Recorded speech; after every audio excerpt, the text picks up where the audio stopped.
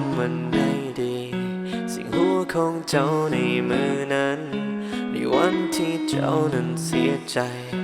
ก็เหตุให้เจ้านั้นยิ้มได้จะบอกว่าเจ้าบอกไว้แล้วหัวใจของเจ้าแตกเหมือนแก้วเขาเห็นให้เจ้าเจ็บหลายแล้วจะบอกว่าเจ้าอยากหยุดแล้วในวันนี้เขากลับมา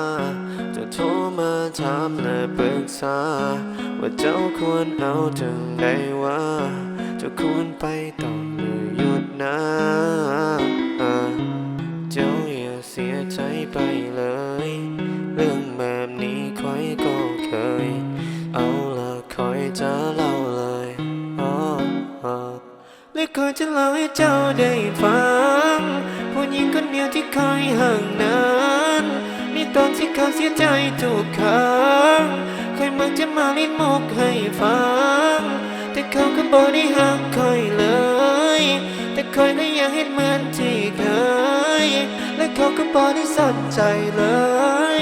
เหมือนคอยนี่บอกมีหัวใจเลยโอ้ลาลาลาลาลาลาลาลาลาลาลา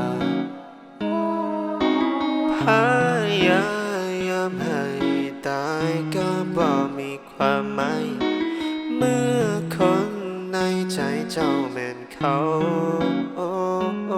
จะเป็นซุปเปอร์สตาร์อยู่ในทีวีโชว์คอยคนธรรมดาเฮ็ดเพลงอยู่ในสตูดิโอเงินเดือนที่มีถ้าเทียบกับเขาก็ยังบ่พอถึงหน้าตาตัวเขาเองก็ยังบ่หล่อเจ้าอย่าเสียใจไปเลยเรื่องแบบนี้คอยก็เคยเอาละคอยจะเล่าเลยและคอยจะเล่าให้เจ้าได้ฟังผู้หญิงคนเดียวที่คอยห่างนั้นในตอนที่เขาเสียใจทุกครั้งคอยมักจะมาลิ้นมุกให้ฟังแต่เขาก็บอกได้ห่างคอยเลยแต่คอยก็ยังเห็นเหมือนที่เคยและเขาก็บอกได้สนใจเลยเหมือนคอยนี่บอกมีหัวใจเลย